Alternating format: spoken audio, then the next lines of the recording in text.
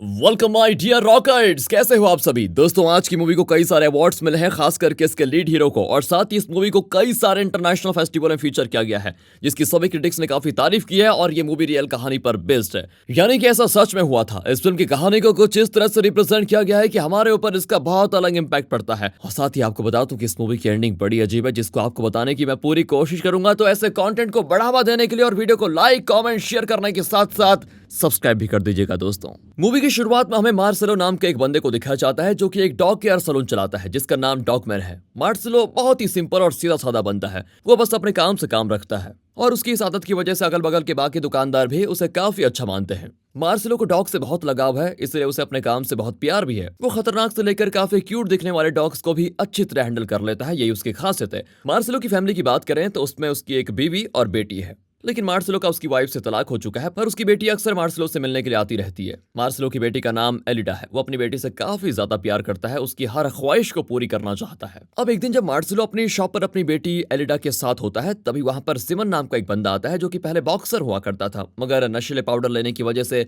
उस पर बैन लग गया, और अब वो चोरी चकारी करके, मारपीट करके, नशा वगैरह करके लोगों को परेशान करता रहता है। और खास तौर से इस एरिया के सभी दुकानदार उससे काफी परेशान रहते हैं। वो ज्यादातर मार्सेलो के पास ही आता रहता है। दरअसल मार्सेलो अपने खर्चों को पूरा करने के लिए लोगों को थोड़ा बहुत चोरी से नशीला पाउडर खरीद कर बेचता है, जिस बारे में सिमन को पता था, इसलिए वो अक्सर मार्सेलो के पास फ्री के नशीले पाउडर लेने के लिए आ जाता है। अब मार्सेलो वैसे दिखने में तो उससे आधा ही था, वो भला कैसे सिमन से पंगा लेता, इसलिए ना चाहते हुए भी मार्सेलो को उसे फ्री में नशीला पाउडर देना ही पड़ता है। मार्सेलो अक्सर शाम के या सुबह के वक्त अपने दोस्तों के साथ फुटबॉल वगैरह खेलता रहता है, और यहाँ पर हम देखते हैं कि मार्सेलो के अच्छे अच्छे दोस्तों में से एक का नाम है फ्रैंको, जो कि एक कैश फॉर गोल्ड यानी कि सोने के बदले कैश देने की एक शॉप चलाता है। उसकी शॉप मार्सेलो के डॉग केयर के बगल में ही है। एक रात मार्सेलो जब दुकान बंद करके अपने घर की तरफ जा रहा होता है, तभी वहां पर सिमन एक और आदमी के साथ आता है और मार्सेलो से कहता है कि एक जरूरी काम है, तुम अपनी वैन लेकर हमारे साथ चलो। मार्सेलो काफी मना करता है और जाने से इनकार कर देता है, लेकिन सिमन कहाँ मानने वाला था। दरअसल सिमन और ये एक बंदा साथ मिलकर किसी घर में चोरी करने वाले हैं।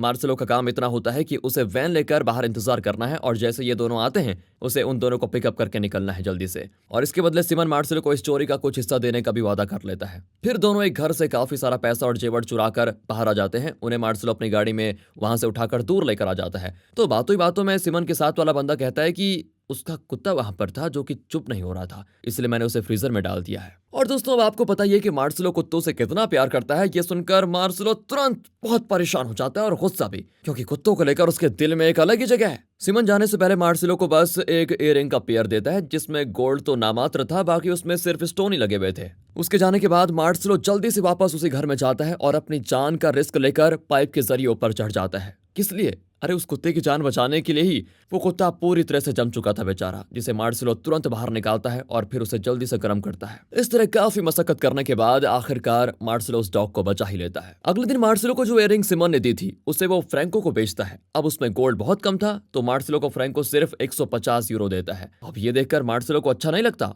पर वो सिमन से भी कुछ बोल नहीं सकता था, क्योंकि सिमन उससे ताकतवर है। एक दिन मार्सेलो देखता है कि सिमन उसके एरिया में किसी एक आदमी को बहुत बुरी तरह मार रहा है, और जब सिमन चला जाता है तो ये सभी मिलकर एक मीटिंग करते हैं कि क्या किया जाए इसका। इस मीटिंग में मार्सेलो भी होता है। असल में आज तक जब भी सिमन ऐसे छोटे मोटे केसेस में अंदर गया है, तब वो कुछ ही महीनों के बाद बाहर आ जाता है, और जिसे उसने मारा होता है, अगर वो कंप्लेंट कर दे तो वो बाहर आने के बाद उसे बुरी तरह मारता है, इसलिए सब उससे डर रहे होते हैं। इस दौरान हम देखते हैं कि मार्सेलो बस सबकी बात ही सुन रहा होता है, कुछ कह नहीं रहा था। इनमें से एक आदमी कहता है कि क्यों ना हम सभी किसी को हायर करें जो सिमन को जान से मार डाले। ये करके हमें उससे छुटकारा भी मिल जाएगा, और क्योंकि वो एक गुंडा मवाली है तो पुलिस भी ज्यादा ध्यान नहीं देगी उस पर। इस पर फ्रैंको कहता है कि नहीं, मैं इस चीज का पार्ट तो नहीं बनूंगा। अगर कल पुलिस को कुछ पता लग गया तो हमारे लिए मुसीबत हो जाएगी। यानी कि इस चीज को लेकर ये फैसला नहीं कर पाते, और थोड़ी बहुत डिस्कशन वगैरह करने के बाद वो सभी अपने अपने घर चले जाते हैं। इसी बीच हम मार्सेलो को उसकी बेटी के साथ टाइम बिताते हुए देखते हैं। एलिडा की बातों से पता चलता है कि वो पूरी दुनिया घूमना चाहती है। यहाँ वो अपने पिता को बता रही होती है कि उसे कहाँ कहाँ जाना है, और मार्सेलो भी अपनी बेटी के सपने को पूरा करने का उससे वादा कर लेता है। दोनों ही बाप बेटी को डाइविंग बहुत पसंद होती है, इसलिए वो अक्सर साथ में डाइविंग के लिए जाते रहते हैं। कुछ दिन के बाद एक रात जैसे ही मार्सेलो अपनी दुकान बंद करके जाने वाला होता है, तभी सिमन उसके पास आता है, और वो मार्सेलो से और नशीले पाउडर की मांग करने लग जाता है।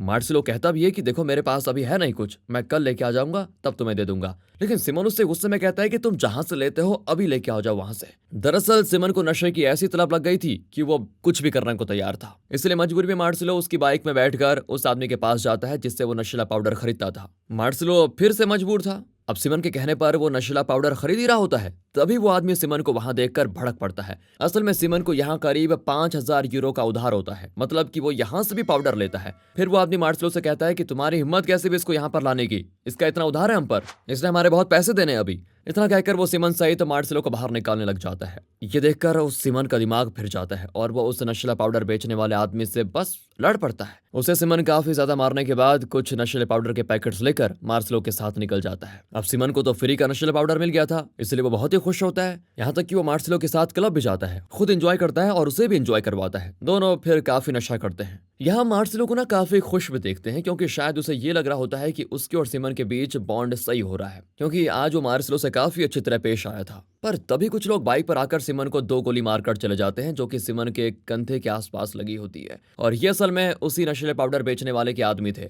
जिसे अभी सिमन पीट कर आया था। सिमन मार्सलो से कहता है कि मुझे इस समय तुम कहीं भी लेकर जाओ, लेकिन हॉस्पिटल मत लेकर जाना। तो वह मार्सलो जल्दी से उसकी बाइक पर उसे बिठाकर सिमन की माँ के पास लेकर जाता है, जहां वो सिमन का इलाज करता है और उसकी गोली निकालता है। इस दौरान सिमन की माँ देखती है कि उसका बेटा अब भी नशा कर रहा है, मतलब कि उसने अपनी माँ से झूठ कहा था कि मैं नशा नहीं कर रहा हूँ। इसलिए जब सिमन की माँ देखती है कि ये तो नशे के बगैर रह नहीं पा रहा है, मतलब कि दोस्तों आप कितने बड़े गुंडे ना हो जाओ, माँ तो माँ होती है। फिलहाल यहाँ सिमन अपनी माँ को गले लगाकर उन्हें किसी तरह शांत करवाता है। यहाँ पर मार्सलो ने सिमन की जान तो बचा ली थी। फिर अगले दिन मार्सलो ऐसे ही शाम के वक्त टहलने के लिए बाहर जाता है। कुछ देर के लिए फिर वो जब अंदर आकर देखता है तो उसकी दुकान में सिमन मौजूद था, जो कि एक तरफ की दीवार को ठोक कर देख रहा होता है। वो मार्सलो से कहता है कि यार ये दीवार तो खोखली है और बगल में फ्रैंको की शॉप भी है, जो कि गोल्ड के बदले कैश देता है। सिमन कहता है कि यार सोचो उसकी दुकान की तिजोरी में कितना कैश और सोना रखा होगा, तुम बस मुझे अंदर छोड़ दो, मैं इस दीवार में छेद करके रात के वक्त यहाँ पूरा लूट लूंगा और इस लूट का आधा हिस्सा तुम्हें भी दे दूंगा। लेकिन मार्सलो यहाँ पर सिमन को मना करता है कि नहीं, वो मेरा दोस्त है, फ्रैंको को हम नहीं लूट सकते, ये गलत है। लेकिन हमेशा की तरह सिमन उसकी एक नहीं सुनता और जबरदस्ती अपनी ही चलाता है। बेचारा मार्सलो क्या ही करता, वो सिमन को अपनी दुकान की डुप्लीकेट चाबी दे देता है ताकि वो रात में आकर फ्रैंको की तिजोरी को लूट पाए। बस फिर क्या था, अगली सुबह जब मार्सलो वहां पर आता है तो देखता है फ्रैंको के यहाँ भी भीड़ लगी हुई है और पुलिस आई हुई है, क्योंकि किसी ने फ्रैंको की तिजोरी साफ कर दी है। अब मार्सलो को तो पता था कि यह काम सिमन का है, पर वो कुछ नहीं कहता और चुपचाप सब कुछ देखता रहता है। फिर पुलिस मार्सलो को उसकी दुकान का ताला खोलने को कहती है, जहां पर दिल में एक बड़ा होल किया गया था, यानी कि मार्सलो अब बुरी तरह फंस चुका है। सारा शक उसी की तरफ जा रहा होता है, इसलिए पुलिस मार्सलो को पकड़कर लेकर जाती है। अब पूछताछ के दौरान ऑफिसर मार्सलो से यह बताता है कि हमें पता है कि यह काम तुम्हारा नहीं बल्कि सिमन का है, उसने तुम्हें डरा धमकाकर चाबी ली होगी पक्का, पर एक और बात याद रखो, वो तुम्हें कुछ नहीं देने वाला। वो चाहता तो लूट के बाद ताला तोड़कर भाग सकता था, पर उसने जानबूझकर जाने से पहले शटर और ताला बंद कर दिया ताकि तुम पर सारा शक जाए और तुम अंदर हो जाओ और वो आराम से सारे पैसे लेकर ऐश करे। ऑफिसर मार्सलो से कहता है कि तुम इस कागज पर साइन करके हमारे विटनेस बन जाओ, हम तुम्हें अंदर नहीं जाने देंगे और वो सिमन जाएगा अंदर। बाकी रही बात डर की, तो तुम बिल्कुल भी डरो मत, हम उस पर नजर बनाए रखेंगे और इसीलिए तुमने साइन कर दिया तो तुम घर लौट सकते हो, नहीं तो पता नहीं तुम्हें जेल कितनी होगी तुम्हें, और तुम्हारी इज्जत जो सब कुछ है वो मिट जाएगी। तुम्हारे दोस्त ही तुमसे नफरत करेंगे कि ये तो चोर है, खास करके फ्रैंको। अब पुलिस वाले की इतना समझाने के बाद भी मार्सलो इस पेपर पर साइन से इंकार कर देता है और चोरी का इल्जाम अपने सर पर ले लेता है। फिर 1 साल के बाद जब मार्सलो जेल से छूटता है तो वो सीधा अपनी दुकान पर आता है। शाम का वक्त होने के कारण वहां पर कोई नहीं होता। सुबह मार्सलो से मिलने के लिए अलिडा आती है, जिसको इतने दिनों के बाद देखकर वो काफी खुश भी होता है। पर जब अलिडा यहाँ से अपनी माँ के साथ जा रही होती है तब वो दूर से देखती है कि फ्रैंको मार्सलो को काफी गाली दे रहा है और गुस्से में उसके दरवाजे को पीट रहा है। मार्सलो उसकी बात का कोई जवाब दिए बिना अंदर चला जाता है। एक शाम मार्सलो देखता है कि सिमन वहां से एक स्पोर्ट्स बाइक पर गुजर रहा है। उसको देखकर मार्सलो आवाज भी देता है, लेकिन सिमन उसे बिल्कुल इग्नोर करके चला जाता है। रात में मार्सलो सिमन के घर भी जाता है, पर वो दरवाजा ही नहीं खोलता। रही बात मार्सलो के बाकी दोस्तों की, तो अब उससे कोई भी बात नहीं कर रहा होता है। सभी उसको सिर्फ नफरत की नजरों से देख रहे होते हैं। मार्सलो बिल्कुल अकेला पड़ चुका होता है। उसके पास अब एक ही उम्मीद थी कि वो सिमन से अपना हिस्सा ले और फिर अपनी बेटी के साथ कहीं दूर घूमने के लिए चले जाए। उसे यहाँ पर अब घुटन महसूस हो रही होती है। एक रात वो सिमन के बाइक की आवाज को सुनकर उसे बाहर जाकर रोकता है। सिमन यहाँ पर ऐसा दिखाता है जैसे कि उसे पता ही नहीं चलता कि आखिर मार्सलो कब बाहर आया। मार्सलो कहता है कि सिमन, हमारे बीच कुछ डील हुई थी, तुम्हें याद है? मुझे मेरा हिस्सा चाहिए। मैंने तुम्हारे लिए बिना कुछ किए 1 साल की सजा काटी है और मैंने अपना मुंह बिल्कुल नहीं खोला आज तक ताकि तुम्हें कुछ ना हो। इस पर सिमन कहता है कि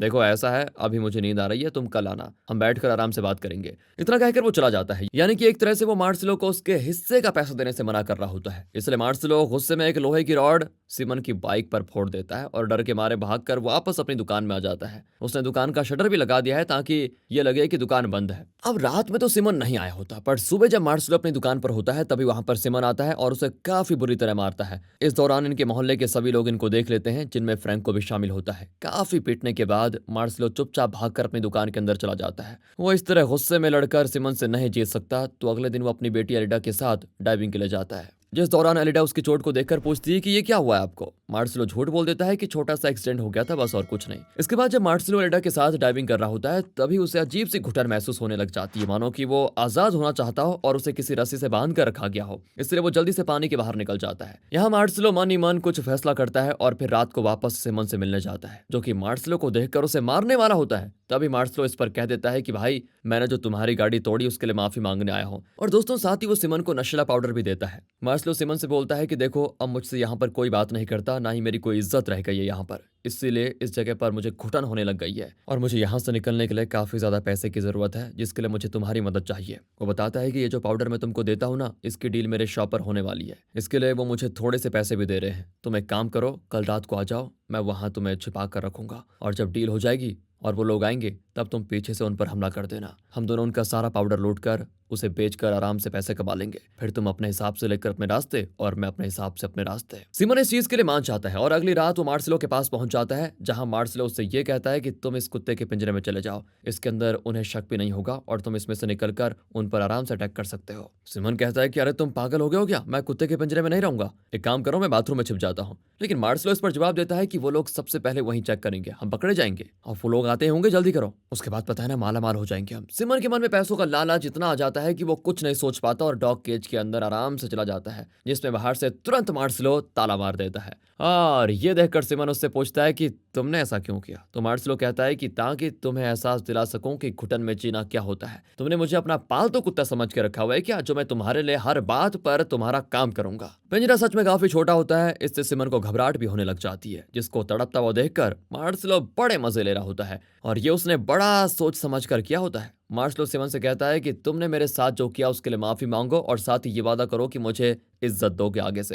लेकिन सिमन लगातार पिंजरे के दरवाजे पर लात मार रहा होता है। वो लात मारते हुए आखिरकार दरवाजे को ही तोड़ देता है और जब मार्सेलो देखता है कि सिमन बाहर निकल रहा है तो वो एक लोहे की रॉड से उसके सर पर ऐसा वार करता है कि सिमन बेहोश। इस बार मार्सेलो ने सिमन के हाथ पैर बांध दिए होते हैं और उसके गले में मोटी सी लोहे की जंजीर डाल दी होती है। इतने के बाद भी मार्सेलो सिमन के सर की चोट की सफाई कर रहा होता है, पर सिमन जब देखता है कि मार्सेलो पास खड़ा है तो वो उसे तुरंत दबोच लेता है और अब मार्सेलो उसके चुंगल में फंसकर सांस भी नहीं ले पाता। सिमन कुछ देर पहले ही होश में आया होता है तो हम देखते हैं कि मार्सेलो ने सिमन को उसी डॉग टेबल में बांधा हुआ है जिसमें वो डॉग्स की ग्रूमिंग वगैरह का काम किया करता है। और जब ये लगता है कि मार्सेलो मर जाएगा, वो पैर से लिवर को दबाकर उस डॉग टेबल को नीचे गिरा देता है। इससे होता यह है कि सिमन के गले की जंजीर कसती जाती है, जिससे गला दबने के कारण हो जाती है सिमन की मौत। फिर मार्सेलो सुबह के वक्त सिमन की लाश को थोड़ा दूर ले जाकर जब जला ही रहा होता है तो वो देखता है कि ग्राउंड में फ्रैंको और उसके बाकी सभी दोस्त खेल रहे थे। वो उन्हें चिल्लाकर बुलाता है और साथ ही बताता है कि मैंने तुम लोगों की दिक्कत को हमेशा के लिए दूर कर दिया है, पर कोई भी उस पर ध्यान नहीं देता। ये देख मार्सेलो वापस जाकर जलती हुई सिमन की लाश को बुझाकर उसे अपने कंधे पे लेके